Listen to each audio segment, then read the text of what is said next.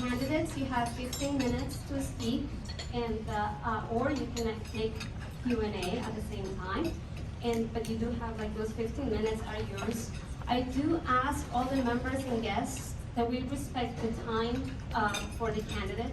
That if you ask a question, it's try to make it a short question. I'm not saying not complicated or easy question, just a short question within, like 30 seconds. And the candidates, I ask that you answer the question the best that you can, that you answer the question that was asked.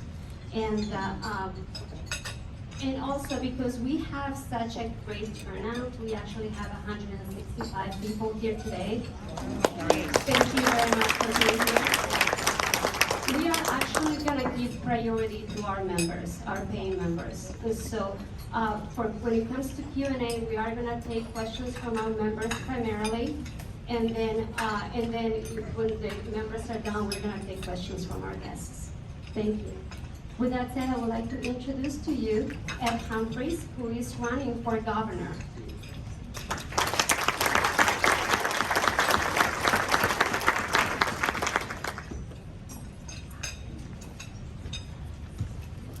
Wow, I have to tell you, I've actually been to Lincoln Day events that had less in attendance than the Kootenai County Republican Women. This is impressive, honestly. And well, I'll tell you, one of the secret sauces of my campaign and the reason why we've had as much success as we have, because we figured out early we had an unofficial slogan, and it actually comes from my chief of staff who's joined us here today, Laurel. And I was having a conversation with Laurel about all the insanity that you see spreading out across our country right now.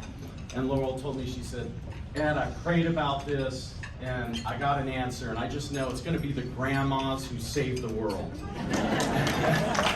And so the unofficial slogan of the Humphreys campaign is the Grammys will save the world, and that's what we're powered by.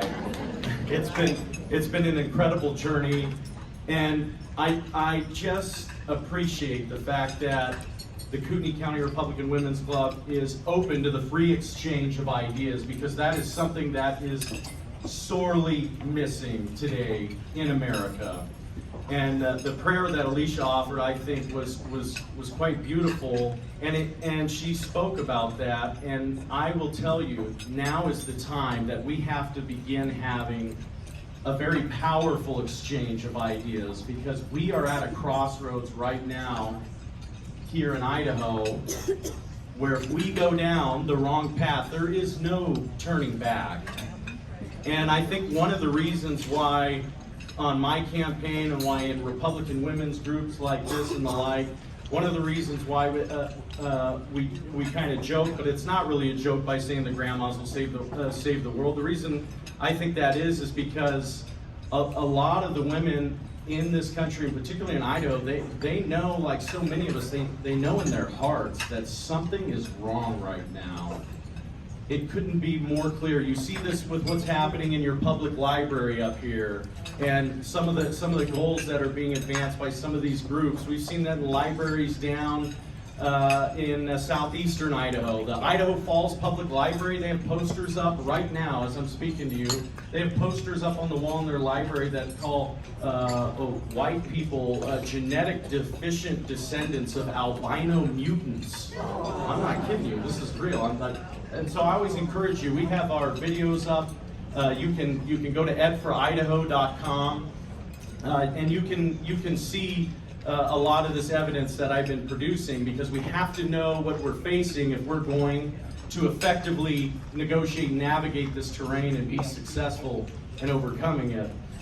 I have a brief time to share my story with you, so I'm going to keep my remarks kind of brief, and I also want to touch on what my vision is and what compelled me to step into this race. But I'll tell you, Carla had spoken on the Republican platform, and I so appreciate this group for offering that reminder, because we always have to ask ourselves, why? Why are we doing what we're doing? And one of the things on there, it said restoring the American dream. And for too many people now, that has become really a cheap buzzword, but it should be the very spirit, it's the very identity of this country.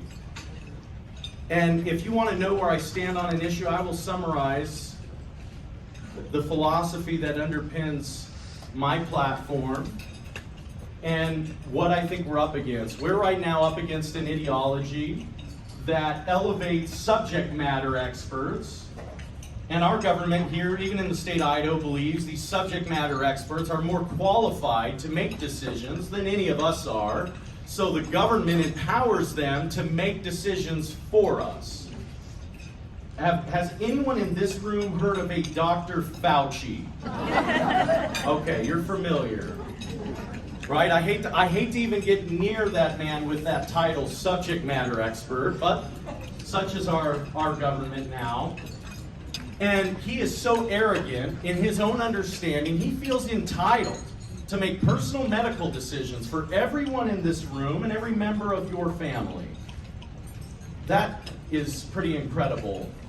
There's another philosophy.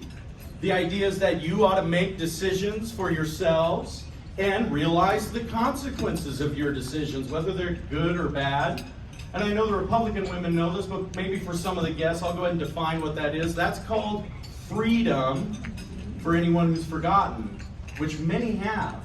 Many have. You cannot have the first concept I discussed, which is central planning. You cannot have subject matter experts make decisions for you and have freedom at the same time. They cannot coexist.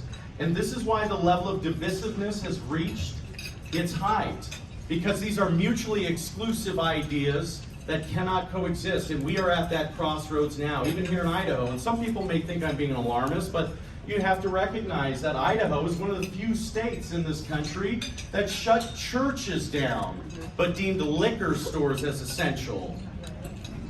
Thank you, subject matter experts.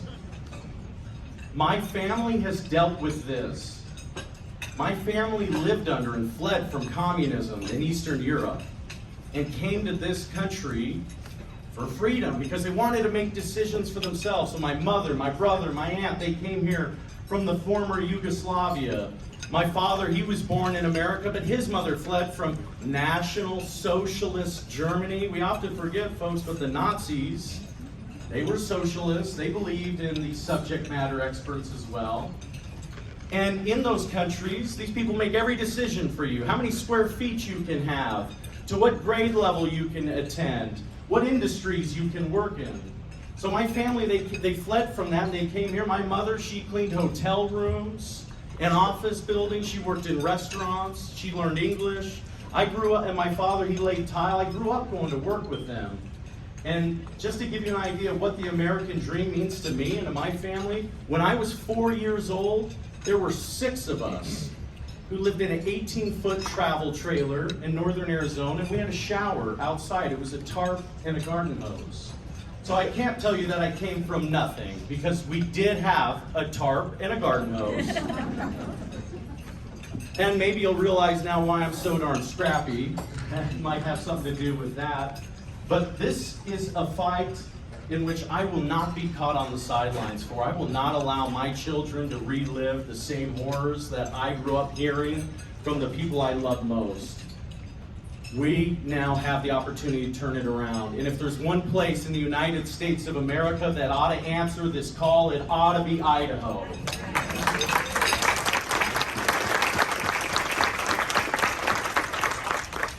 There is a blueprint to building a blue state. There is a blueprint. I moved here, I moved to Idaho Falls actually in 2013 from western Colorado. And Colorado is a state every Idahoan should be very intimately aware of. Colorado was a Rocky Mountain, reliably Republican, right, cowboy culture kind of state. Anyone visited Denver lately? It's not what it once was, is it? That's the place now, like so many other cities, that celebrates homelessness and the drug culture. That blueprint that flipped Colorado in 4 election cycles, Colorado went from being a Republican trifecta to a Democrat trifecta, and this is the kicker. There were more registered Republicans than registered Democrats in the state of Colorado when it became a Democrat trifecta. That does not happen unless a plan is executed flawlessly. As I said, there's a blueprint to building a blue state. That blueprint is taking place right now in Idaho. I don't have time to share with you all of my background and how I got involved in politics, but for those who don't know, I'm a finance guy. And I always say, in politics, if you want the truth, then follow the money. Follow the money, and I have. I've read thousands of pages of fiscal and budgetary reports for our state government, and here's what keeps me awake at night. Every single time that we pay our taxes, that money goes into a system in which political operatives funnel our tax dollars to anti-American activists and causes.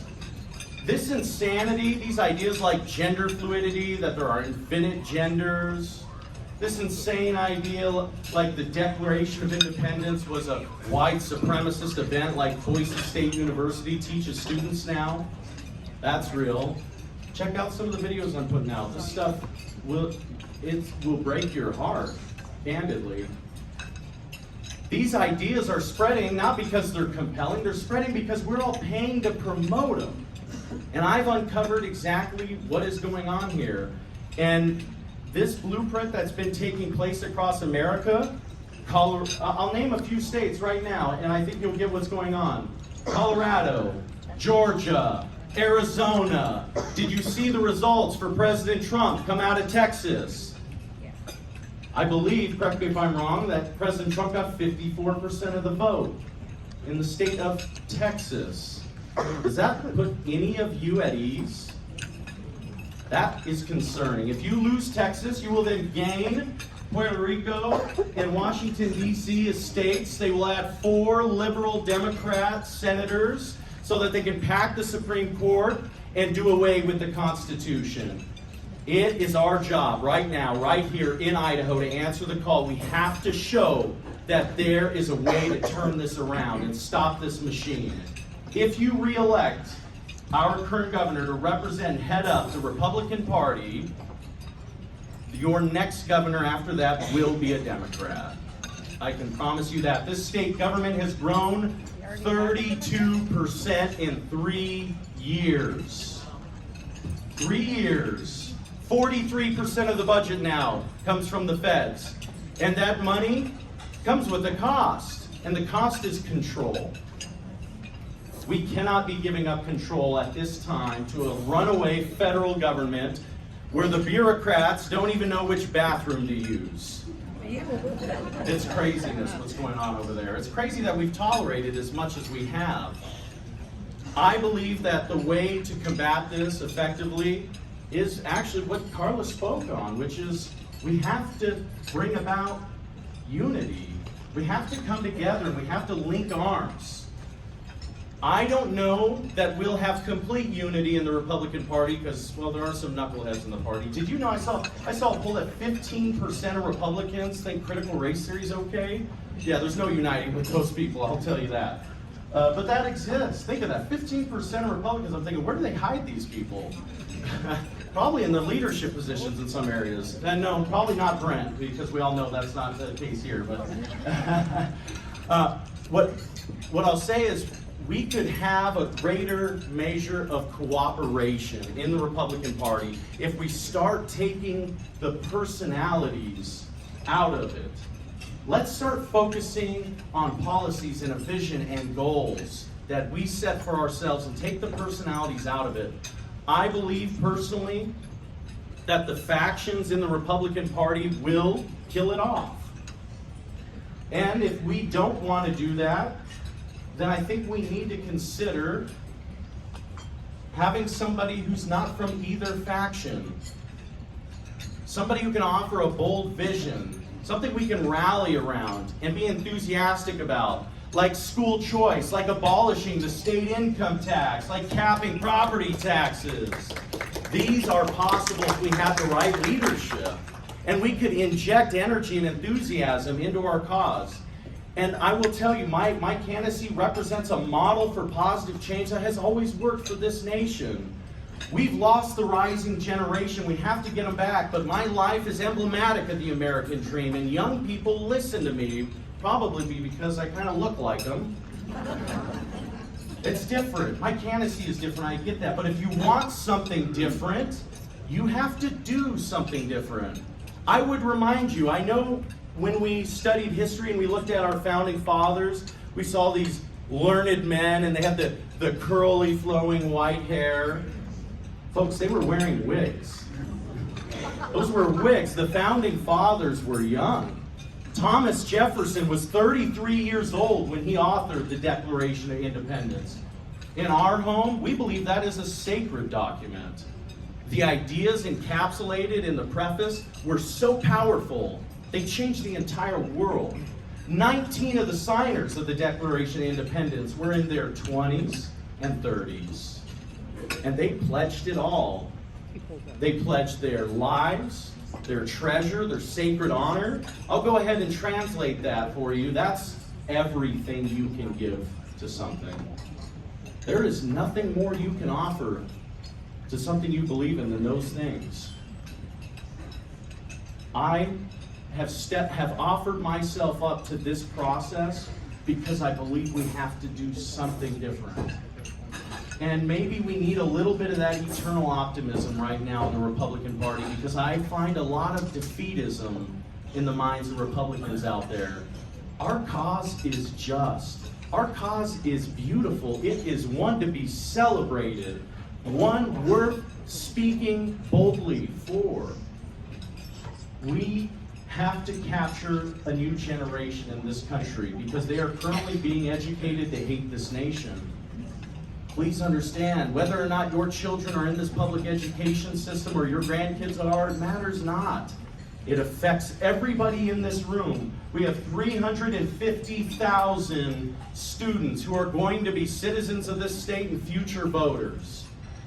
We need somebody who is going to aggressively tackle the system. I've committed to doing just that, and it will take all the political capital you could muster to accomplish it. I have a very bold platform. I would love nothing more than for you to go to edforidaho.com and read about it. I brought my team with me. We have some handouts. Connect with me. Let's continue the discussion. I know there will be questions and answers. I want to answer some of those questions. And the other thing I'll tell you is, when Alicia offered her prayer, she prayed against slander and the like, and I really appreciated that. I'm very aware that there's a whole lot of really mean-spirited rumors about me. Come and ask me. And you might find out that, well, it's just politics, folks. And mean-spirited rumors are kind of part of the process. But I appreciate you sharing some of your time with me here today. I'm Ed Humphreys. I'm running for governor. And I would love nothing more than to have your support so we can accomplish something incredible and inspire America. I think we can do that together. Thank you so much for your time.